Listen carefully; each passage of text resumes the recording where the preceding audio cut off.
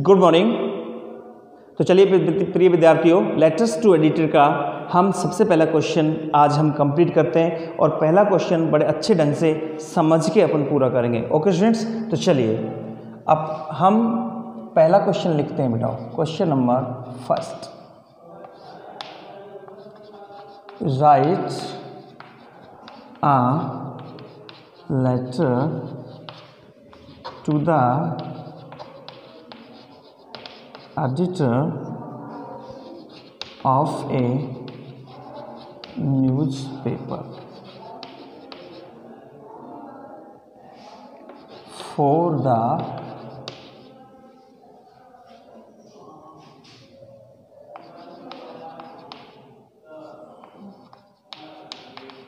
necessity of a public park in your town and give your suggestion. Okay students, तो देखिए अब write letter to the editor, तो पत्र किसका हो गया, कैसा हो गया बेटा हमारा, लेटर्स टू एडिटर हो गया।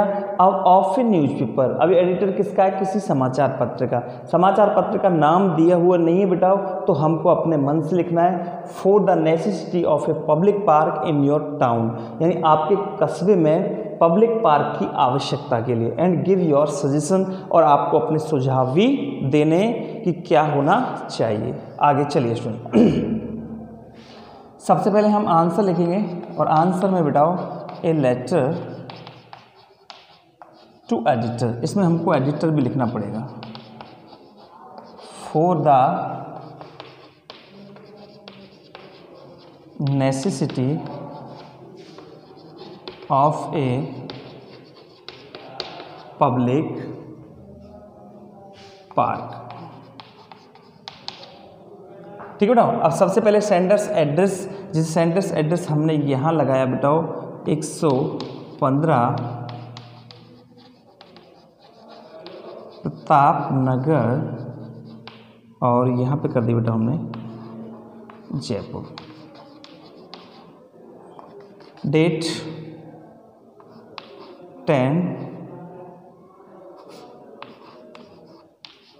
9 अक्टूबर 2020। ठीक है स्टूडेंट्स, अब इसके बाद पत्र किसको लिख रहे हैं बेटा, एडिटर को। तो द एडिटर, समाचार पत्र का नाम नहीं दिया हुआ है तो हमने कर दिया बेटा द टाइम्स ऑफ इंडिया, और यहाँ पे कर दिया बेटा जयपुर। ओके डियर स्टूडेंट्स, यहाँ तक हमको कोई भी दिक्कत नहीं आएगी। आगे चलते हैं बेटा, मैं लिखूंगा यहाँ पे, आपको इसके नीचे लिखना है। इसके नीचे हम क्या करेंगे बेटा, एक लाइन छोड़ेंगे और एक लाइन छोड़ करके हम लिखते हैं बेटा आगे। और आगे नंबर किसका आएगा बेटा, subject. Subject for the necessity of a public park. ये क्या हो गया बेटा इसका सब्जेक्ट। ओके स्टूडेंट्स, चलिए अब हम क्या करेंगे बेटा, एक लाइन छोड़ेंगे और एक लाइन छोड़ करके हम क्या लिखेंगे बेटा, dear sir.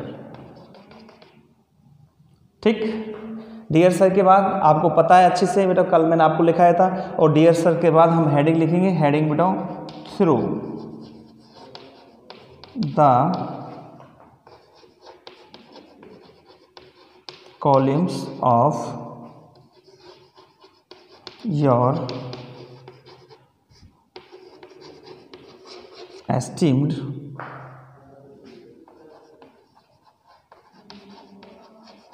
newspaper, I would like to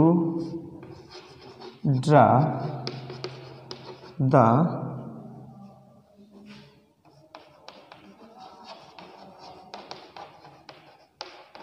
kind attention of public and authorities for the necessity of a public park in our town कर दो या लोकेलिटी कर दो। ठीक है स्टूडेंट्स, तो यहाँ तक हमको ये हेडिंग कम्युनिकेशन सेट करना है। अब यहाँ की जो लाइन है बेटा ये मैं आपके लिए ऊपर लिखूंगा और आपको यहाँ से आगे ही लिखना है बेटा आपको, यानी कि कोई पैराग्राफ यहाँ के बाद नहीं छोड़ना है। अब हमको अपने सजेशन देने पड़ेंगे बेटा, हम क्या सुझाव देना चाहते हैं और हमको पब्लिक पार्क की आवश्यकता क्यों है। ठीक है, यानी कि हम हमारी कॉलोनी में क्या चाहते हैं बेटा, कोई पब्लिक पार्क। अब पब्लिक पार्क की आवश्यकता क्यों पड़ रही है, ये ऐसे सेंटेंस बेटा हमको इसमें सेट करने पड़ेंगे। ओके स्टूडेंट्स, चलते हैं आगे और ये हेडिंग तक शायद आपको यहाँ तक कोई दिक्कत आएगी नहीं। चलो बेटा आगे चलते हैं, आगे अब हम सेट करते हैं।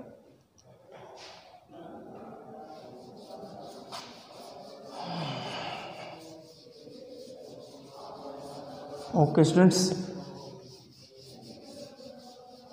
देखो अब आप अपनी बेटा बुक का भी थोड़ा बहुत सहारा लिया करो, क्योंकि सारे लेटर्स यदि हम कराएंगे तो बहुत टाइम बीत जाएगा। इसलिए मैं केवल आपको एक रास्ता दिखा रहा हूँ कि किस तरह से हम सेट करें। वैसे आपको टेंशन करने की आवश्यकता नहीं बेटा, जो भी लेटर्स मैंने आपको लिखाए हैं ऐसे लिखाएं जिनके आने की संभावना होती है और जो बोर्ड के पेपर्स में आ भी चुके हैं। चलिए अब आगे हम सेट करते हैं बेटा।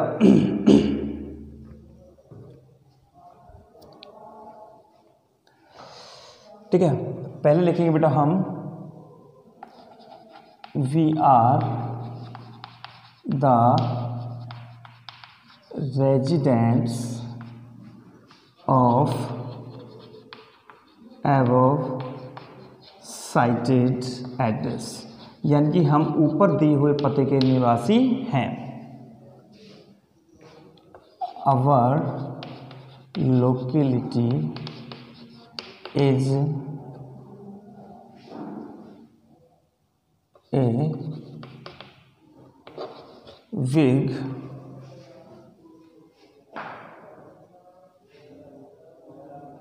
टाउन, यानी हमारे जो स्थानीय क्षेत्र है वो एक बड़ा कस्बा है। ठीक है, इट इज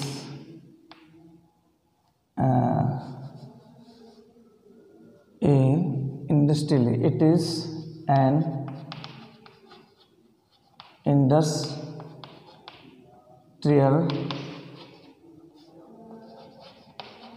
एरिया, यह एक औद्योगिक क्षेत्र है। कैसा क्षेत्र है बेटा, औद्योगिक। विद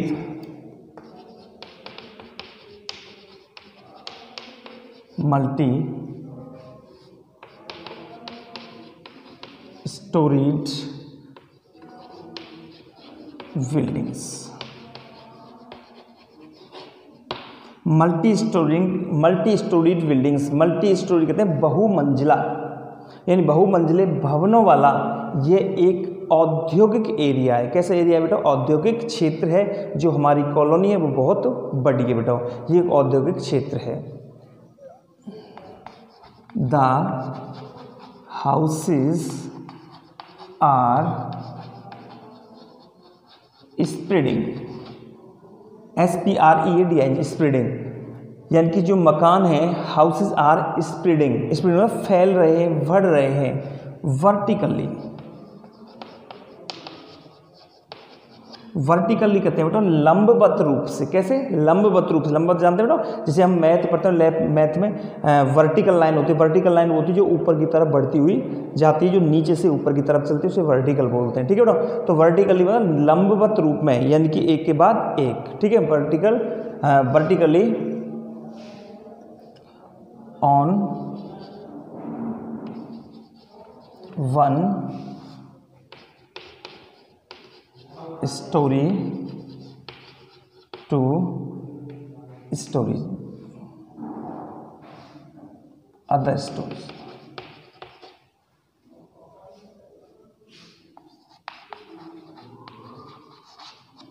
ठीक है, स्टोरी का मतलब होता है मंजिल, एक मंजिल से दूसरी मंजिल तक। ठीक है, यानी कि देखो यहाँ से दोबारा अर्थ करो उसका, the houses are splitting vertically, मकान लंबवत रूप से बढ़ रहे हैं, ऑन वन स्टोरी, एक मंजिल के ऊपर, टू अदर मंजिल वर्टिकली, दूसरी मंजिल की तरफ। ठीक है, दूसरी मंजिल पर ये मकान बढ़ते हुए जा रहे हैं। On climbing on the top. ठीक है, सिरे पर चढ़ते हुए, सिरे पर चढ़ते हुए एक स्टोरी के बाद दूसरी स्टोरी फैलती हुई जा रही है। आगे लिखो बेटा, there is no space amongst them, यानी उनके बीच में कोई भी खाली जगह नहीं है। There is no space amongst, amongst का प्रयोग करते हैं बेटा दो वस्तुओं के बीच में, और among का प्रयोग करते हैं दो व्यक्तियों के बीच में। तो उनके बीच में, सॉरी, दो या दो से अधिक के बीच में, amongst them, उनके बीच में कोई भी खाली जगह नहीं है। There is no space to play games for the children, यानी बच्चों के लिए खेलने के लिए कोई जगह नहीं है। And there is no place to relax the old man, और वृद्ध व्यक्तियों को आराम करने के लिए कोई भी जगह नहीं है। Okay, the residents feel suffocation. Suffocation का मतलब होता है बेटा घुटन। क्या होता है? घुटन। जो निवासी हैं वे घुटन महसूस करते हैं, ना तो उनको बच्चों को खेलने के लिए जगह है और ना ही वृद्ध व्यक्तियों को विश्राम करने के लिए जगह है, तो वो घुटन महसूस करते हैं। ओके स्टूडेंट्स, और they have to live inside the houses, उनको घरों के अंदर ही रहना पड़ता है। ठीक है, ओके। यहां तक ये हमने क्या लिख दिया बेटा? प्रॉब्लम। ज़्यादा आपको प्रॉब्लम दिखाने की आवश्यकता नहीं है। चलते हैं स्टूडेंट्स आगे। इसको मैं रब कर देता हूं, इरेज कर देता हूं।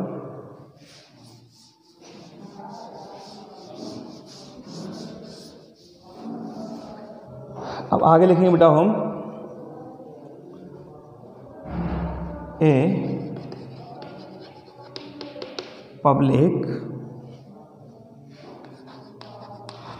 Park is such a thing, यानी कि एक पब्लिक पार्क एक ऐसी चीज है that the need for the residents of this town.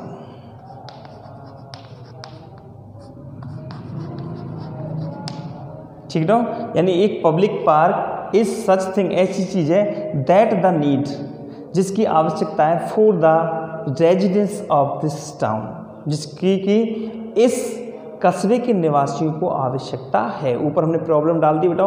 Problem में अब यही एक पब्लिक पार्क एक ऐसी चीज़ है जिसकी हमें आवश्यकता है या निवासियों को आवश्यकता है।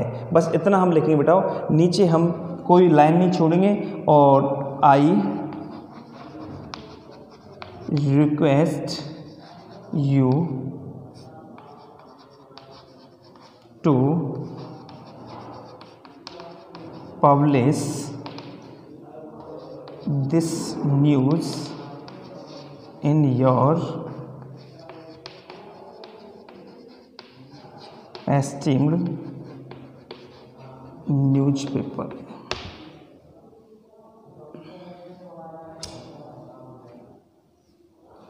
At the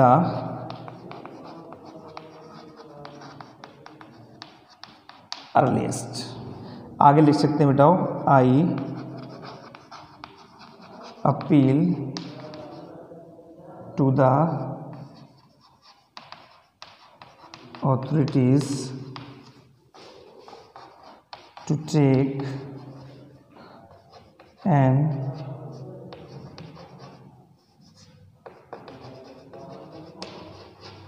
immediate action against it।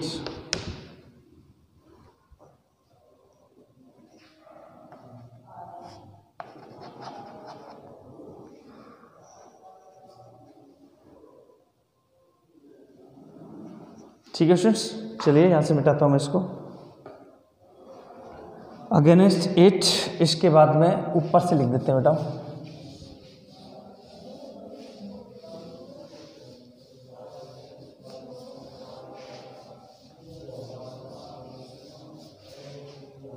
Against it we shall we highly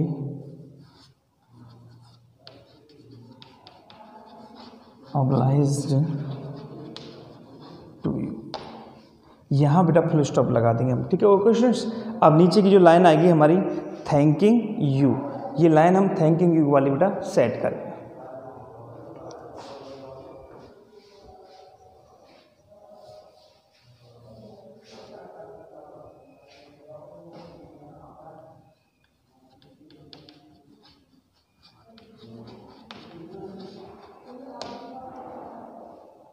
ठीक है,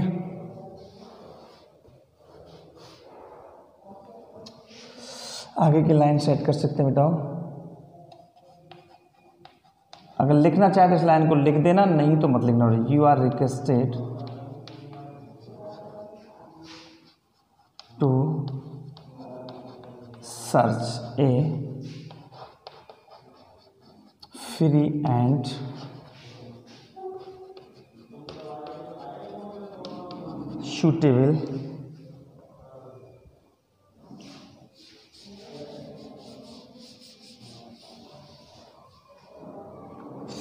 suitable land for the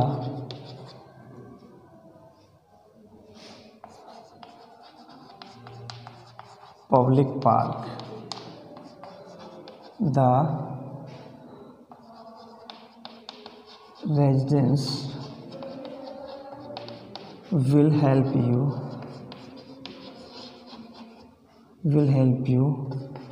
to search the space। ठीक बेटा, अगर हम चाहें तो ये लाइन सेट कर सकते हैं, चाहें तो इस लाइन को आप मत लिखो, कोई दिक्कत नहीं बेटा। यानी कि यू आर रिक्वेस्टेड टू, आपसे निवेदन किया जाता है, search a free land, free land कहते हैं मुफ्त की, एंड सूटेबल और उचित लैंड कहते हैं ज़मीन, कि आप मुफ्त की और उचित ज़मीन तलाशें फॉर द पब्लिक पार्क। किसके लिए बताओ? पब्लिक पार्क के लिए। The residents will help you, यानी जो निवासी हैं वो आपकी सहायता करेंगे, टू सर्च द स्पेस, यानी ज़मीन को तलाशने में। आ गया ये स्टूडेंट्स। अब इसके बाद एक लाइन छोड़ करके हम क्या सेट कर देंगे बेटा? Thanking you. ओके स्टूडेंट्स, और थैंकिंग यू लिखने के नीचे हम यहाँ पे लिखेंगे योर्स ट्रूली, और योर्स ट्रूली लिख करके नीचे हम नाम लिख देंगे बेटा R.K. वर्मा। ओके स्टूडेंट्स, इस प्रकार से हम ये लेटर सेट करेंगे। ओके स्टूडेंट्स, और ये हुआ हमारा फर्स्ट लेटर। अच्छे से समझ के ढंग से कर लेना बेटा। आगे आने वाली कल की क्लास में हम लेकर आके आएंगे आपको 2 लेटर्स टू एडिटर के, वो 2 लेटर कंप्लीट कराएंगे बेटा हम, और फिर हम हमारा एक बच्चे का बेटा एप्लीकेशन फॉर जॉब। तो इस प्रकार से ज़्यादा दिन नहीं, 2 या 3 दिन के अंदर मैं आपका ये लेटेस्ट टॉपिक बिल्कुल फिनिश करा दूंगा। सोमवार या मंगलवार तक आपको बिल्कुल भी टेंशन लेने की आवश्यकता नहीं। और ये शायद आपको पूरी तरह से समझ में बैठ गया होगा बेटा लेटेस्ट टॉपिक, क्योंकि लेटेस्ट टॉपिक जो भी मैंने आपको कराया है बेटा इस हिसाब से कराया है, क्रमबद्ध तरीके से। आपके दिमाग में मैंने खिचड़ी नहीं बनाई। जो स्टूडेंट्स बिल्कुल शुरू से लेटेस्ट देख रहा होगा उसके समझ में भी बैठेगा बेटा, और जो बीच बीच में से देखता है नहीं देखता है उसको कहना क्या है, क्योंकि बेटा सभी बच्चे पढ़ने वाले नहीं होते, कुछ असामाजिक तत्व भी हमारे बीच में होते हैं। आप बस क्रम बनाए रखो, keep on watching this video this class regularly बेटा, आपको 100% आपके माइंड में बैठेगा। ओके स्टूडेंट्स, तो इसी के साथ हम आज आपसे विदा लेते हैं और मिलते हैं आगे आने वाली कल की क्लास में। आप पढ़ते रहो, बस खुश रहो, eat drink and to be merry, stay home and stay free, stay seat. Okay bye, ciao।